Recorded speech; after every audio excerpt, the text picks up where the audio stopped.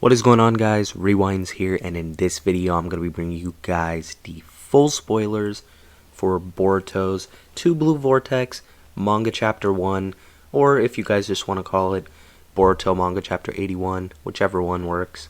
So we are going to be discussing the full spoilers like I said, and I do want to point out real quick though that there is a fan translated version of the chapter out if you guys are interested in checking that out.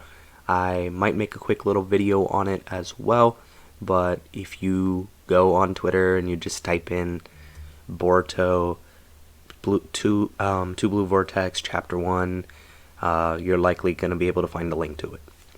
So that's out, but for my viewers that love hearing these full spoiler videos instead and want to wait for the official release of the manga to actually read it, this is perfect for you. So let's talk about the full chapter. We have a lot to discuss. So this chapter begins off with a double colored spread page, and we have Boruto on the cover and then Sarada on the first page, and I think both of their time skip designs are pretty awesome. I really like what they did with both characters overall, so I think that's pretty cool. I also want to point out that we do have a little bit more of an extra lengthy chapter since we've been on hiatus for a little bit. So instead of our normal 40-page chapter, we actually have about 50 pages this month instead. So an additional 10, definitely a welcome sight, I bet, for all of us fans. And I do want to say, I might start tossing in, little manga images here and there in the video. I can't put them up for too long though, because Shueisha is really picky with the copyright stuff on that, so I'll see what I can do, but I might try tossing in a quick few, so if you guys do want to pay attention, there may be a few things that I end up being able to show. So we start off the chapter with Sarada trying to convince Shikamaru, who is now the Hokage, so probably the 8th Hokage, that Boruto is innocent. So Shikamaru says to Sarada that he cannot be forgiven since he's also regarded as a Hokage killer. That makes him kind of irredeemable. So despite the past and everything, because now he's in Kawaki's role, right? So despite, the past of like their, relationship getting better, he's viewed as a big enemy now and as a Hokage killer. So another big thing to point out now is Konohamaru is also leveled up. He is now an advisor to Shikamaru. I want to say I really, really love both of their fits. I think Shikamaru looks really cool in the Hokage cloak, and I think Konohamaru's new design is pretty damn cool as well.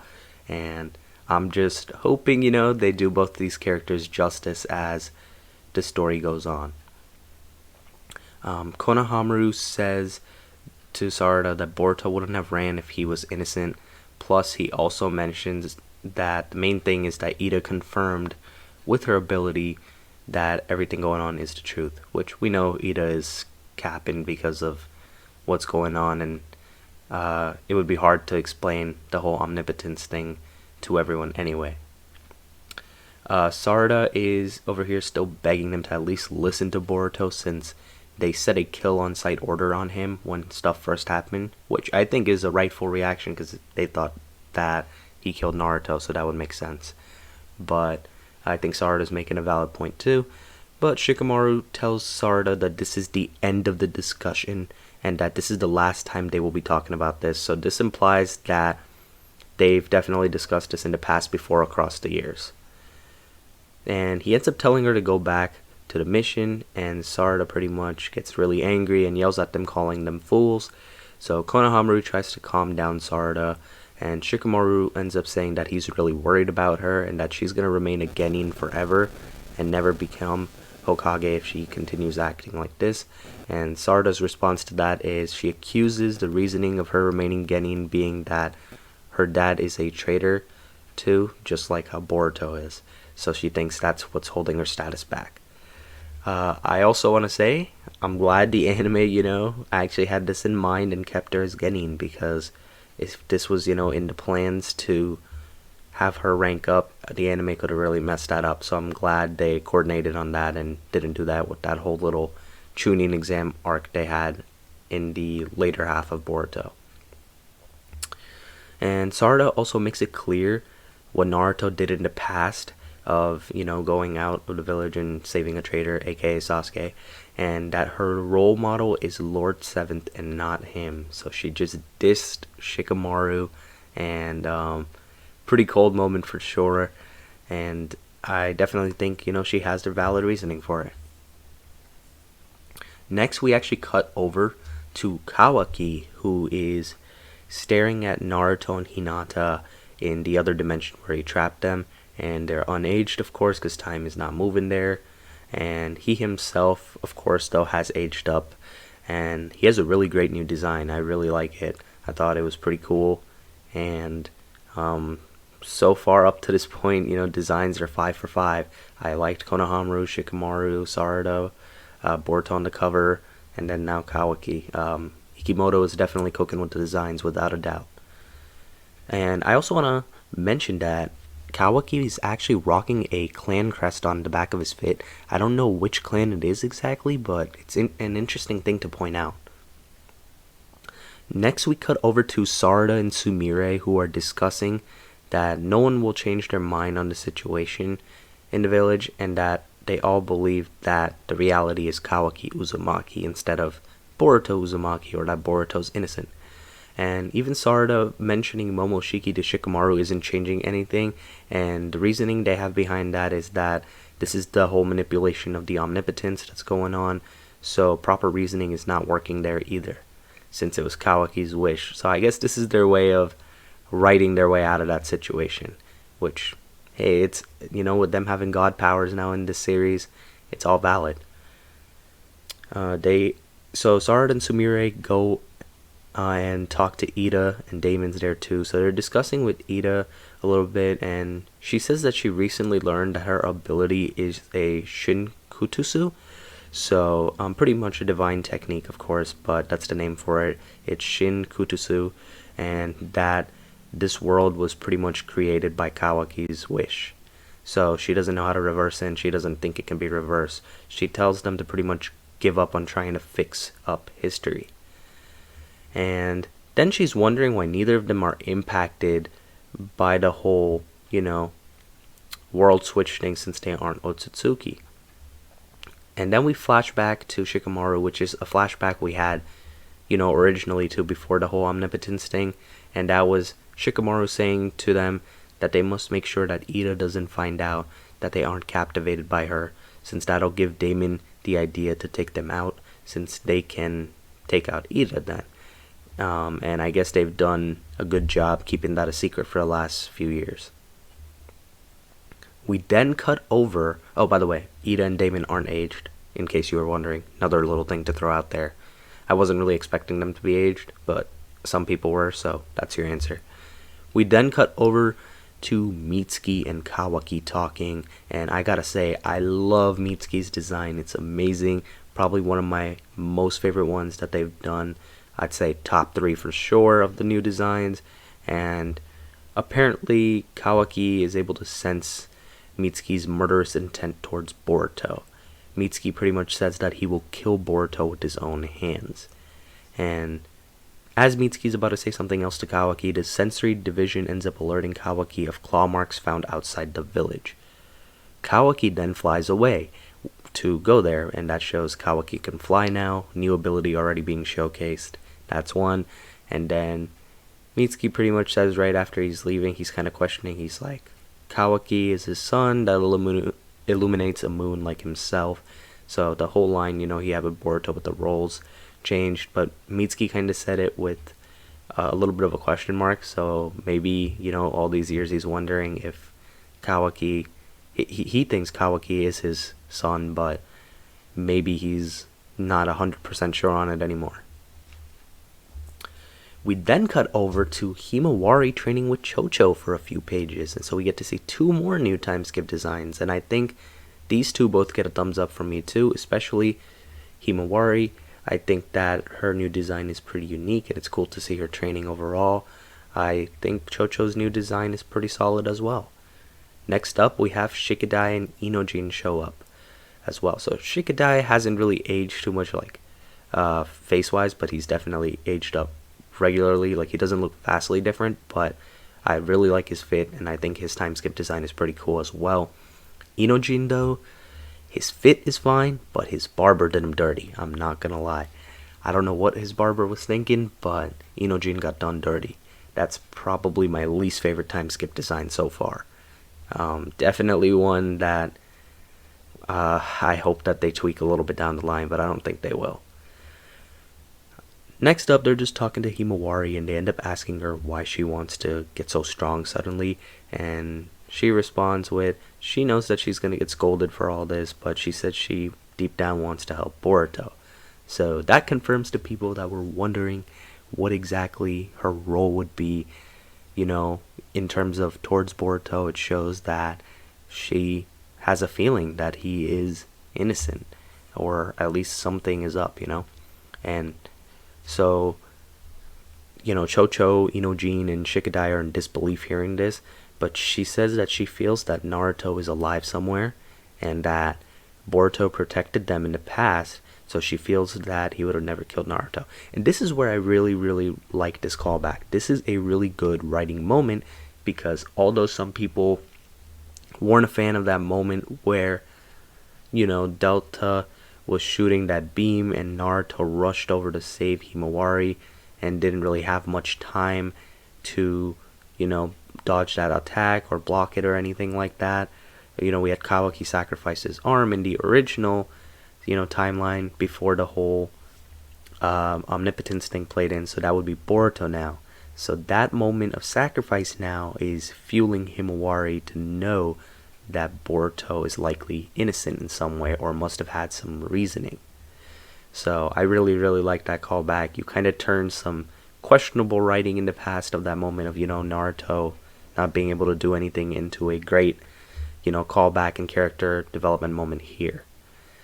And next we cut over to Kawaki destroying a claw mark, and there's, just a bunch of random ninjas around him. There's like 2 ninjas, and the ninjas are pretty much wondering why Code even comes so close to the village if his main grudge is with Boruto. And, of course, as they're saying that, Kawaki ends up finding out that Code apparently had marked this ninja in the back, so he got marked on the back of his neck, and he had no idea for how long for. And it turns out Code actually ended up marking multiple people, and his soldiers then start teleporting out their claw mark spots. So maybe Code across the time had been plotting, and he was waiting to mark up enough people so that a lot of his soldiers could come in. So that could be a possibility as well. So as the sensory division gets alerted of this, Shikamaru ends up calling for an emergency evacuation of the citizens and the rushing of anyone that can fight to go to the scene. So then about a page or 2 later, we have Sarada charging in with a kick to one of the soldiers, and right after that, Code then appears out of one of his claw marks on the soldier, and now he has a eye scar. Big thing to talk about and discuss. So how did he get this scar, and who exactly did that to him? Because he did not have that pre-time skip, meaning in these time skip years, he either lost an eye to Kawaki if he came in the village, or he was in the village he was outside the village hunting Boruto and got that by Boruto or Sasuke by some chance. He also ends up recognizing Sarada over here, so maybe, I don't know. I'm kind of wondering if Sasuke had something to do with this. It is very possible, and a lot of people are worried that Sasuke may not be alive anymore because they didn't see him show up in this chapter. And honestly, I think this is a good writing choice right now to keep the readers in suspense, wondering like what's going on. I personally think he's going to end up being alive because he's too big of a character to off screen. Maybe there's a chance, we're just going to start going back to the whole flashback mode coming up next chapter to see all the events that lead up to where this chapter is, kind of like a flash forward thing like Naruto had when part 2 began. So that's possible, and maybe then we'll see something like Sasuke dying, or maybe Sasuke is alive and just not around at the moment. Maybe something happened, so we'll have to see.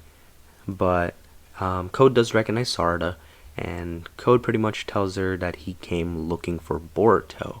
Sarada responds with saying that Boruto left 3 years ago, and Code says he's aware of that since he's been chasing him for 2 years now.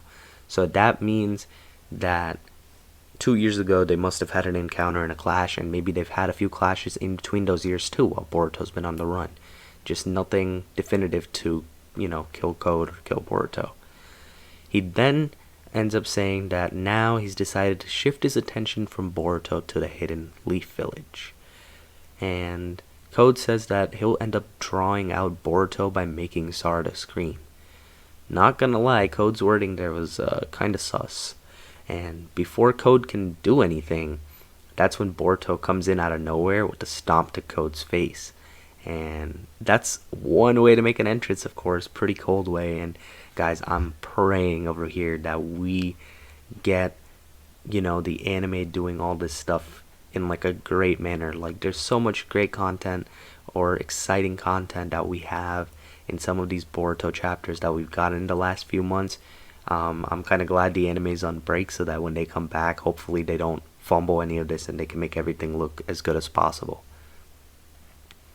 And pretty much now we're really close to the end, and the sensor unit ends up picking up on Boruto, and Shikamaru's orders pretty much are to monitor Boruto's movements, but to prioritize fighting Code and his soldiers. So it seems like Code is still the bigger enemy in comparison, to Boruto, but Boruto is still, being heavily monitored. Maybe this is like part of Sarada's influence, so they're going to see what Boruto's up to. The chapter ends with Kawaki and Code saying the same thing, that being, "You finally appeared, Boruto." And that's pretty much where we end off. So, huge cliffhanger. I honestly think, just based off this, the chapter had a lot of exciting stuff. I think it was paced well. Obviously, there's a lot of questions that need to be answered, a lot of things that were glossed over. But I want to say that it's really going to depend on how next chapter goes. The next chapter will kind of tell us if we're going to be having the anime fill in a lot of these holes, or if this was one of those flash forward chapters and we're going to get, everything leading up to it for the most part from here. So I hope, honestly, we get some stuff from the past. A good bit of it, honestly, I'd love to see the lead up to here, and I'd love to see a lot of the things that's gone on. So I'm hoping that that's the route they go and they don't just leave it to the anime, but that's just me personally. But that should wrap up the full spoilers pretty much. That's 50 pages worth of content right there. Make sure you guys support the official release, of course, whenever it does drop in a few days. And if you do want to check out that fan translated version as well, you can definitely hunt for that as well. And that's going to be it for this one, though. Let me know what you thought of these full spoilers in the comments below. I'm just really glad we got a nice chapter to kick things off, and I'm glad that majority of the time skip designs are pretty fire. Just not Inojin, but hey, I guess you can't hit on all of them, right? But yeah, that'll wrap up this one. Let me know what you thought of all the time skip designs as well. I think Ikimoto went, I want to say, at least 7 for 8, or I don't know how many characters we really saw in the chapter, but I want to say something like that. Pretty good rate, maybe even like 9 for 10. I don't know exactly how many off the top of my head he showed, but still more people to be shown, of course, in the coming months.